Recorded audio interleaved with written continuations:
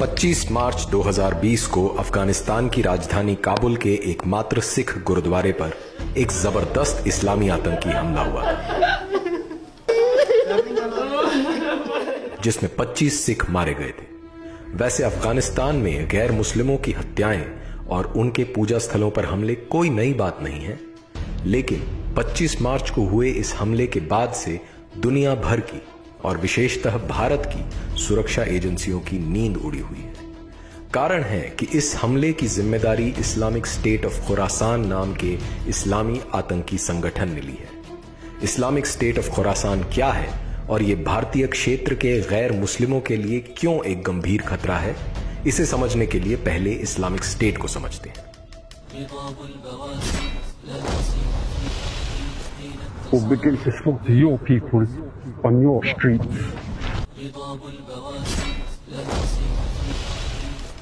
Islamic state वर्तमान काल में मानवता के लिए सबसे बड़ी चुनौती है।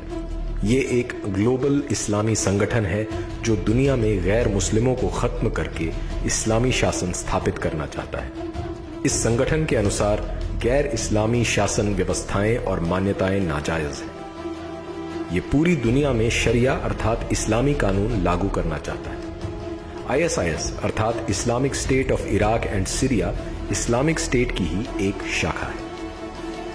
इस्लामिक स्टेट एक शक्तिशाली और धन संपन्न संस्था है जिसे दुनिया भर के मुसलमानों का समर्थन मिल रहा है। 1999 में शुरू में ही इस आतंकी संस्था ने 2014 में ग्लोबल कैलिफेट अर्थात वैश्विक खिलाफत की घोषणा करके दुनिया भर के मुसलमानों को इस्लामी शासन लाने के लिए प्रेरित किया। इसके लिए इन्होंने दुनिया को 20 हिस्सों में बांटा है, जैसे Islamic state of Gaza, Islamic state of Libya इत्यादि। ऐसे ही एक हिस्से को इस्लामिक स्टेट ने नाम दिया है खुरासान, जिसमें इन्होंने ईरान का उत्तर पूर्वी भाग, अफगानिस्तान, पाकिस्तान और मध्य एशिया के तुर्कमेनिस्तान और उज्बेकिस्तान आदि को रखा है।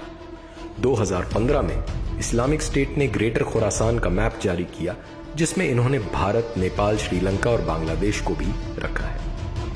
इनका उद्देश्य इस पूरे हिस्से में गैर मुस्लिमों को खत्म करके इस्लामिक शरिया स्थापित करना है। इस्लामिक स्टेट ऑफ खुरासान दुनिया भर की सुरक्षा एजेंसीज के रेडार पर तब आया जब पता चला कि इस्लामिक स्टेट सीरिया और इराक में अपनी जमीन खिसकने के बाद खुरासान को अपना केंद्र बना रहा है। इस्लामिक स्टेट की इस रणनीति के पीछे कई कारण हैं, जिसमें सबसे बड़ा कारण है इस हिस्से की बड़ी मुस्लिम जनसंख्या। पाकिस्तान 96.5%, बांग्लादेश 90.4%, अफगानिस्तान 99.7%, मालदीव्स 100%, इंडोनेशिया 87.2% और ईरान 99.4%। वर्तमान में भारत इंडोनेशिया के बाद सबसे ज्यादा मुस्लिम जनसंख्या वाला देश है और 2050 तक दुनिया में सबसे ज्यादा मुसलमान भारत में ही होंगे। वैसे तो मुसलमानों द्वारा इस्लाम के आरंभ से ही गैर मुस्लिमों को खत्म कर भारत में इस्लामिक सत्ता स्थापित करने के लगातार प्रयास किए जाते रहे हैं, लेकिन भारत में गैर मुस्लिमों के लिए इस्लामिक स्टेट खुरासान का यह खतरा और भी अधिक बड़ा है। सीरिया में भारत के राजदूत रह चुके राजेंद्र अभयंकर के अनुसार इस्लामिक स्टेट के एजेंडा में भारत भी शामिल है।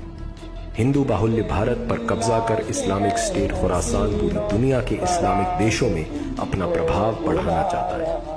आए दिन पूरे भारत से इस्लामिक स्टेट खुरासान से संबंध रखने वाले आतंकवादियों का पकड़ा जाना इस बात का प्रमाण है कि भारत में इस्लामिक स्टेट खुरासान को मुसलमानों का पूरा समर्थन मिल रहा है। 2019-20 में दिल्ली में CAA और NRC के विरोध में हुए प्रदर्शन और दंगों का इस्लामिक स्टेट से गहरा संबंध था। इसका पता तब चला जब दिल्ली पुलिस ने दिल्ली के जामिया नगर से इस्लामिक स्टेट खुरासान के आतंकवादियों जहानज़ेब सामी और हीना बशीर बेग को गिरफ्तार किया। बैंगलोर में NIA द्वारा गिरफ्तार आतंकवादियों कादिर और नासिर ने बताया कि भारत में इस्लामिक शासन लाने के लिए वे बैंगलोर में कुरान सर्कल नाम का एक समूह चला रहे थे। इस्लामिक स्टेट के अल हिंद मॉड्यूल ने कर्नाटका, तमिलनाडु, आंध्र प्रदेश और केरला के जंगलों में ISIS दाइश प्रांत की स्थापना कर दी थी। इसका पता तब चला जब NIA ने 17 आतंकवादियों के खिलाफ 14 जुलाई को चार्जशीट दायर की। तमिलनाडु की एक मस्जिद में ईद पर बड़ी तादाद में मुसलमानों ने इस्लामिक स्टेट के समर्थन में टी शर्ट पहनकर फोटो शूट कराया व नारे लगाए। ISK के ऐसे ही जाने कितने मॉड्यूल भारत में सक्रिय हैं, जो भारत में इस्लामिक शासन लाने के लिए लगातार काम कर रहे हैं। इनमें बड़े बड़े मुसलमान व्यापारी, gym trainer, students, engineers, doctor आदि सभी शामिल हैं। जिहादी विचारधारा वाले मुसलमान या तो सीधे सीधे इस्लामिक स्टेट में भर्ती हो रहे हैं या गुप्त रूप से इस्लामिक स्टेट के अपने एजेंडा को आगे बढ़ा रहे हैं। विशेषज्ञों का मानना है कि भारत में मुसलमान इस्लामिक स्टेट के लिए फ्रीलांस के तौर पर काम कर रहे हैं। अल्लाह की कसम, इस्लाम एक दिन के लिए भी अमन का मजहब नहीं था, बिलाशुबा इस्लाम किताल का मजहब है। इस्लामिक स्टेट खुरासान भारत में मुसलमानों को ऑनलाइन भर्ती करने के साथ साथ मुसलमानों को ऑनलाइन ट्रेनिंग और स्टडी मटेरियल भी उपलब्ध करवा रहा है। भारत में इस्लामिक स्टेट खुरासान की जड़ें कितनी गहरी हो चुकी हैं, इसे इस बात से समझा जा सकता है कि काबुल गुरुद्वारे हमले में भी भारत का मुसलमान मोहसिन उर्फ खालिद अल हिंदी शामिल था।